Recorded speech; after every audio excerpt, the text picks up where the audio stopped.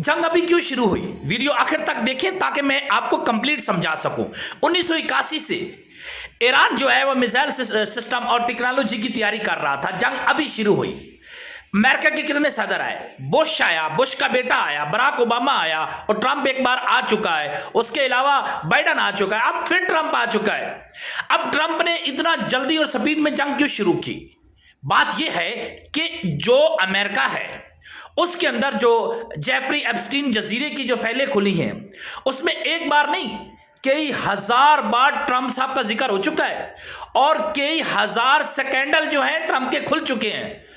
उस चीज से तवज्जो हटाने के लिए जल्दी जल्दी ईरान पर अमेरिका ने और सदर ट्रंप ने इस्राइल के साथ मिलकर हमला कर दिया। यही वजह है, अगर वो सारे के सारे स्कैंडल खुले रहते, सारी की सारी फाइलें खुल जाती, ट्रंप के साथ जो वहां हशर होना था आप सबको पता है, क्योंकि उस चीज से तवज्जो हटाना जरूरी थी। अगर तवज्जो ना हटती तो ट्रंप साहब अपनी सीट पर मौजूद ना होते, जेल में होते, या तो इसको मौत सजाए हो जाती या इसको उम्र कैद हो जाती, क्योंकि वहां के कानून जो है सख्त है। इसने जल्दी जल्दी फैसला लिया, ईरान के ऊपर हमला कर दिया। ईरान पर हमला करने के लिए उसके लिए सबसे बड़ा चॉइस ये था, एप्स्टीन फाइलों से लोगों की तवज्जो हट जाएगी।